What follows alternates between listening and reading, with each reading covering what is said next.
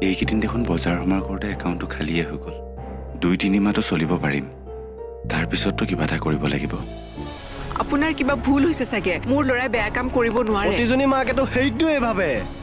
এই পোষ্টটো জিএমৰ যদিও আমি সচৰাচৰ চেলছৰ লগতহে ডিল কৰোঁ, আৰু অনাৰ হোৱাৰ পিছতো মই নিজেও কেতিয়াবা কাষ্টমাৰৰ লগত ডিল কৰিবলগীয়া হয়। কথাবোৰ ভাবি মোৰ ভয়হে লাগিছে। মোৰ কিন্তু আন এটা কথাতে ভয় লাগিছে। কি কিশোৰ থানালৈ যোৱা কথাটো যদি আদিত্যহঁতৰ ঘৰত গম পায়, তে ঘৰখনকে গণ্ডগোলীয়া বুলি ভাবি ল'ব।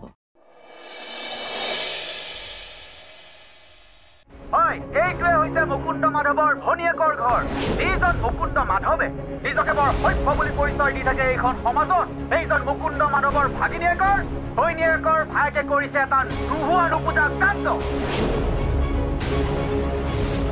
এইটো দেখোন ৰমেন, ই আমাৰ গেটৰ বাহিৰত চিঞৰি আছে যে এনেকে। ৰ'ব, মই দি আছো তাক।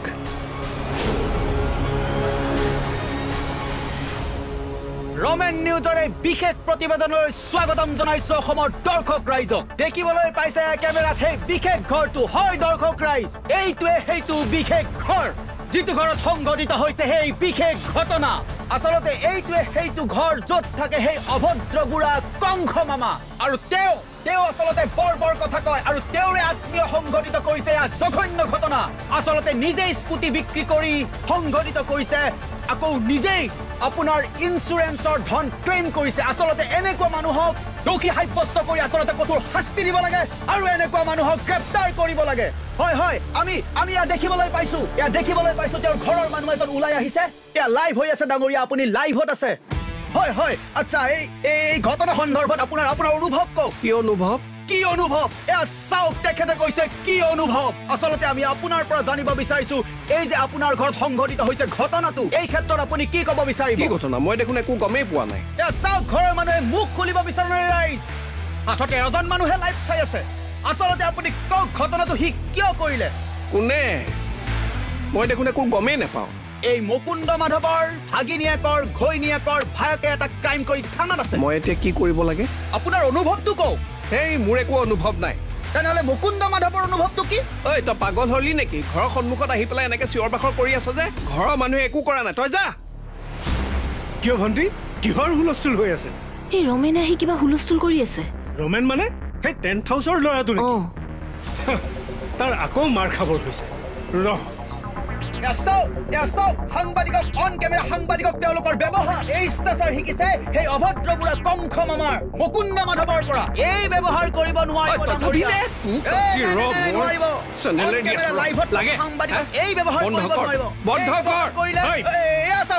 মুকুন্দ মাধৱ আঁতৰত থাকক, আঁতৰৰ পৰাই কওক আপোনাৰ অনুভৱ কি? এতিয়াও লাইভ চলি আছে প্ৰায় 7:30। কমিলে কোনো কথা নাই, হ'ব আপোনাৰ অনুভৱটো কওক। কি কৰি আছ? চিঞৰ বাখৰ নকৰিবি। তোৰ কথাটো ক, কি হ'ল? দুবৰীৰ ভাইক এতিয়া থানাত আছে, আপোনাৰ অনুভৱটো কওক। সেইটো কথা দুবৰীক সুধিবিগে, মোক কিয় সুধিছ? সুধিব লাগিব, কাৰণ দুবৰী হৈছে আপোনাৰ ভাগিন বোৱাৰী। যাচোন, লাঠি এডাল লৈ আহ। নোৱাৰিব, কাৰণ এতিয়া মই টেণ্টৰ মানুহ নহয়, মই এতিয়া সাংবাদিক। আচ্ছা, কোনটো নিউজ চেনেলে তোক ৰিপৰ্টাৰ ৰাখিলে? ৰখা নাই, মই নিজেই খুলিছো। চাওক, এতিয়া মই সাংবাদিক, গতিকে যেনেকে তেনেকে মোক ব্যৱহাৰ কৰিব নোৱাৰিব। বহুত জ্বলা কলা খোৱালে আপুনি মোক। অকমান এতিয়া আপুনি সাৱধানে থাকিব। ফেচবুকত চাৰ্চ কৰিব ৰমেন নিউজ, আহি যাব। এতিয়া আপোনাৰ কুকৃতিবোৰ ৰাইজৰ আগত মই উদঙাই দি আছো। হ'ব পাৰে নতুন চেনেল, আধা ঘণ্টা হৈছে খোলাৰ। এই বুম মাইক অৰ্ডাৰ দিছো, আহি আছে। চাই লওক, আপোনালোকৰ কুকৃতিবোৰ ৰাইজৰ আগত উদঙাইহে এৰিম। আহি আছো মই। এই পাগলটোক কোনে মাতিছিল টেণ্টৰ কাম কৰিবলৈ? এই মাতা নাই, নিজে আহি ওলাইছে। আকৌ যদি আহে লগাই দিবি দুকুক। চিন্তা কৰিব নালাগে, পুলিচক যি ক'ব লাগে মই ক'ম।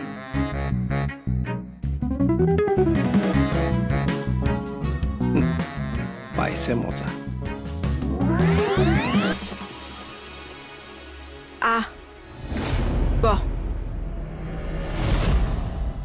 এতিয়া কচোন, মই নজনাকে আৰু কি ঘটনা কৰি থৈছ? মোক শান্তিত থাকিব নিদিয় ন? তোৰ কাৰণে আজি আইতাৰে দিয়া গহনাখিনি বন্ধকত থবলগীয়া হ'ল। আৰু কিমান অশান্তি দিয় কিশোৰ। এজনীয়েতো সমাজত মুখ উলিয়াব নোৱাৰা কৰি থৈ গ'ল। এতিয়া যিকণ আছে সেইকণ তই শেষ কৰিব বিচাৰিছ নেকি? তুমি ভুল বুজিছা। একদম চুপ থাক। সেইদিনাতো তোক মই ভালকেই সুধিছিলো, সেইদিনা কথাটো মোক কিয় নকৰিলি তই? তোমালোকৰ টেনশ্যনবোৰ বাঢ়ে বুলিয়ে। এতিয়া বঢ়ালি নে কমালি? হা, কোনে দিছিলে তোক এইবোৰ বুদ্ধি? কিশোৰ, মই তোক কিবা এটা সুধি আছো, কোনে দিছে তোক এইবোৰ বুদ্ধি? মই নিজে ভাবিছিলো। ইমান অধপতনে গ'লি নে তই? মই ভবা নাছিলো এইবোৰ হয় বুলি, আৰু তোমালোকক এইবোৰ কথা কোৱা হলে তোমালোকৰ চিন্তাবোৰ বেছি বাঢ়িলেহেঁতেন। কিন্তু এইবোৰ নঘটিলেহেঁতেন।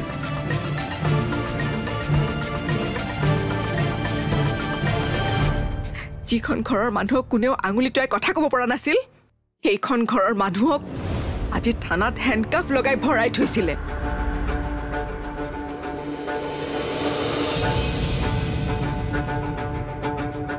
আহক, শুনক আপোনাৰ ল'ৰাৰ সুকীৰ্তি। থানাত হেণ্ডকাফ লগাই ভৰাই থৈছিলে। খুৰাক এইবোৰ কথা নক'ব নেকি? কিয় নকম, তেওঁ জানক। স্কুটিখন আমাৰ হেৰুৱা নাছিলে, ই বেচিছে।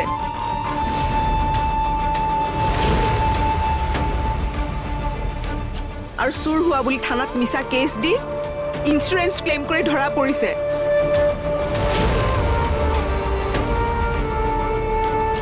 সোণৰ গহনাখিনি 50,000 টকাত বন্ধকত দি ইয়াক মোকলৈ আনিছো।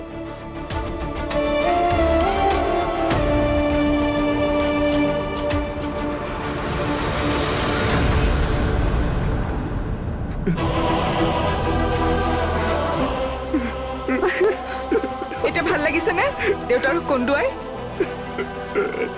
ক, আৰু ক'ত কি গণ্ডগোল লগাই থৈছ?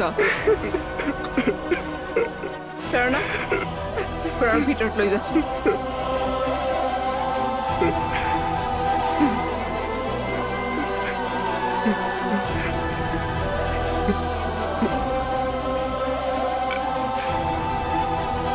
উঠ, উঠ, উঠ। তই সৰু হৈ আছ, তোৰ চিন্তাবোৰ অপৰিণত। কাকো নোকোৱা নেমেলেকে কামবোৰ কিয় কৰ বাৰু? ঘৰখনত আমি 3টা মানুহ, কিবা সমস্যা হ'লে আমি তিনিওটাই আলোচনা কৰি ল'ব লাগিব। মই জানো তহঁতৰ পৰা কিবা কথা লুকুৱাওঁ? মই ঘৰখনৰ ভালৰ কাৰণে কৈছিলো মা। কিন্তু পথটো ভুল আছিল কিশোৰ। কেতিয়াবা কিছুমান কাম কৰোঁতে ভুল শুদ্ধ এইবোৰ মনলৈ নাহে। সেইবাবে কথাবিলাক আলোচনা কৰি ল'ব লাগে। বিয়াখনৰ নামত আমি 4 লাখ টকা ধাৰ লৈছিলোঁ, আৰু 50,000 টকা বেছিকৈ ল'লোহেঁতেন। কিন্তু সেইখিনিকে নকৰাৰ কাৰণে কি হ'ল চাচোন। ঘটনাটোৰ বাবে গুণ্টাৰ পৰা মাৰ খালি, মেডিকেলতো থাকিলি, এতিয়া থানালৈও গলি। ভাগ্য ভাল, দিনত ধৰি নিলে বুলিহে ৰাতি হোৱা হলেতো পুলিচেও তোৰ গাত হাত দিলেহেঁতেন। থানাত তোক চৰ্ট মাৰোঁতে মোৰ হাতখন বহুত সময় কঁপি আছিল। আগতে দেউতাৰে মাৰোঁতে মোৰ গালতে পৰা যেন লাগিছিল।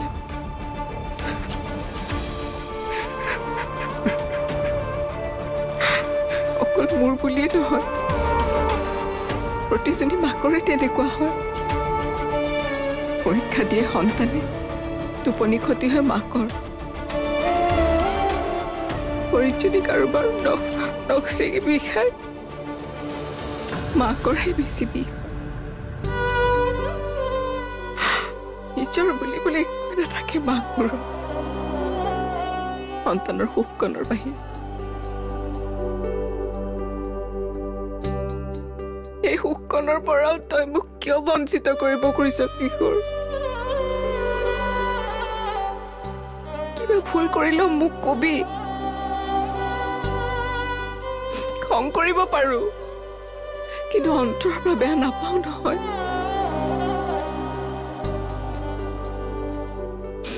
দুবৰীয়ে ইমান ডাঙৰ এটা ভুল কৰিলে, তাৰ পাছতো মই ভাবো তাই যেন এইবোৰ জানি বুজি কৰা নাই। কিবা গ্ৰহৰ দুখতে এইবিলাক হৈছে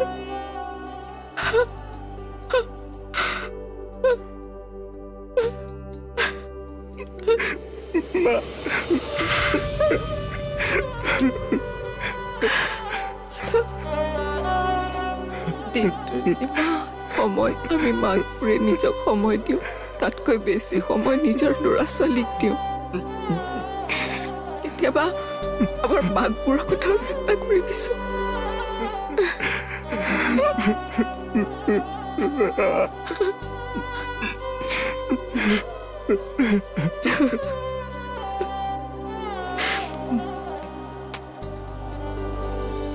তেনেকুৱা একো কথা নহয় এটা ফটোৰ কামহে কি ফেচবুক লাইক দিছে কমেণ্ট আছে সেইবিলাক দিলেই কিবা নিউজ হ'ব পাৰে নেকি কথাটো সঁচা হৈ গ'ল কি কথা কৈছে আপুনি সেইটো এটা ফটোৰ কাম আছিলে নাই নাই হ'ব দিয়ক বেয়া নাপাওঁ বাৰু পানী গিলাচ খাই লওক দে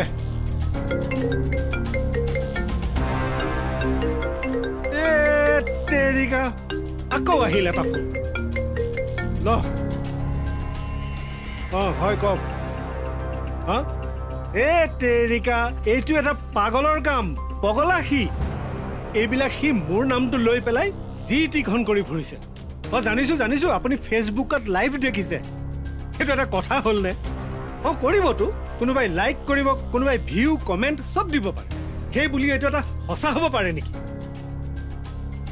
ঠিক আছে দিয়ক হ'ব একো নাই ফোন আহিয়ে আছে হ'ব খাই লওকচোন পানী গিলাচ খাই লওক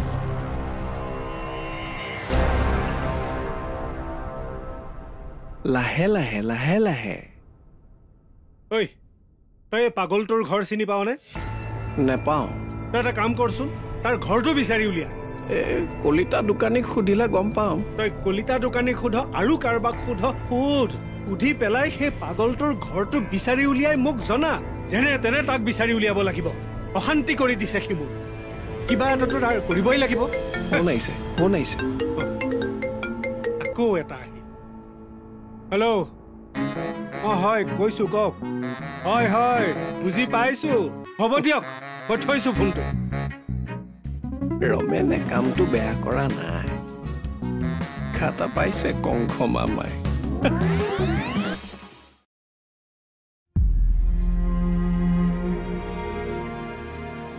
খুৰীৰ কথাখিনিয়ে আজি বৰ দুখ লগালে আমাৰ মায়ে কৈ থকাৰ নিচিনাই লাগিলে আমাৰ গা বেয়া হ'লে মায়ে গোটেই ৰাতিটো টোপনি ক্ষতি কৰে কিন্তু মাৰ গা বেয়া হ'লে আমিতো টোপনি ক্ষতি নকৰোঁ কঁকালৰ বিষতে অকলেই কাম কৰি থাকে তথাপি মোক একো এটা কৰিবলৈ নকয় আজি 5 বছৰমান আগত মাৰ লগত ঘটা ঘটনা এটা আজিও মোৰ মনত আছে মাৰ গোল্ড ব্লাডাৰ অপাৰেশ্যনৰ বাবে মেডিকেলত এডমিট কৰাইছিলোঁ মই ৰাতি ৰখিবলৈ গৈছিলোঁ মায়ে ৰাতি কাৰেণ্ট নাছিল বাবে এটা হাতে চেলাইন লৈ আন হাতে মোক পেপাৰ এখনেৰে বিচি আছিল মোৰ সিদিনা বৰ বেয়া লাগিছিল তাৰপিছতো যে আকৌ কিছুমান সন্তানে মাকক বৃদ্ধাশ্ৰমত ৰাখে মাকৰ মৰম এইবোৰ মানুহে বুজিয়ে নাপায় কিশোৰক আমি কথাবোৰ বুজাব লাগিব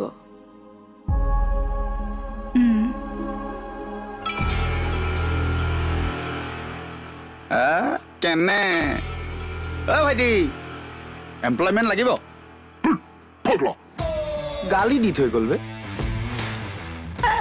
কামটো চাই কেনেকুৱা পাইছে তই কিন্তু বৰ সাংঘাতিক কাম এটা কৰি দিলি দেই হয়নে এই বুঢ়াই এই ৰমেনক চিনিয়েই পোৱা নাই ওপৰৰ মাল মই তোৰ ভয় নালাগিল নে এইবোৰ কৰিবলৈ সঁচা খবৰ এটা দিবলৈ ভয় কিহৰ অলপ সাৱধানে থাকিবি আকৌ পিছে ধৰি কৰি মোমাই একে সেইদিন গ'ল নহয় এতিয়া কেনেবাকৈ গাত হাত লগাই চাওক গোটেই সাংবাদিক সন্থা উঠি আহিব তই কিন্তু ভুল এটা কৰিলি ভায়েকে বৌয়েকক পলুৱাই নিয়া কথাটো ভিডিঅ'টোত নকলি যে সেইটো এটা বৰ বেলেগকৈ আৰম্ভ কৰিব লাগিব বুজিছে মই ভাবিও থৈছো শুনিব নেকি শুনিব নেকি ক আকৌ কইনা হেৰাল ৰভাৰ তলিৰ পৰাই হেৰাল কইনা হ'ব লগা বৌয়েকক লৈ পলাল দেউৰে মজা হ'ব কেনে সাংঘাতিক ভাল লাগিছে দেই তই কিন্তু আপুনি কিন্তু চেনেলটো ছাবস্ক্ৰাইব কৰিব লাগিব কৰিম মইতো কৰিমেই আৰু বেলেগকো কৰিবলৈ দিম আপুনিও টেনচন নল'ব এইবিলাক খবৰ ভাইৰেল হ'ব লাগে দেই হয় হয় হয়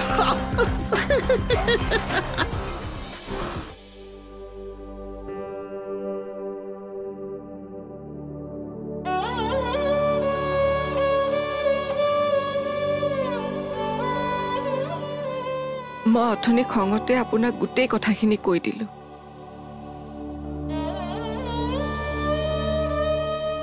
খঙতে ওলাই গ'ল আপুনি একো চিন্তা নকৰিব ডক্টৰে আপোনাক টেনশ্যন ল'বলৈ মানা কৰিছে ধনক মই বুজাইছোঁ আগলৈ আৰু তেনে কাম সি কেতিয়াও নকৰে আপুনি অকণমান ৰেষ্ট লওক চুপ এটা বনাই আনো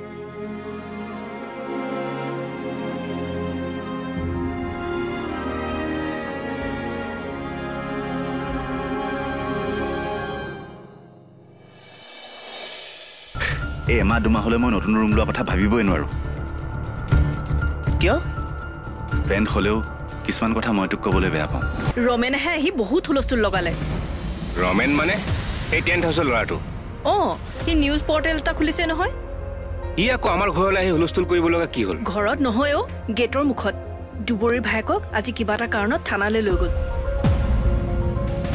আৰে আমাৰ কোম্পানীত কাম নকৰা মানুহবোৰে যে চেলাৰী লিষ্টত নাম আছে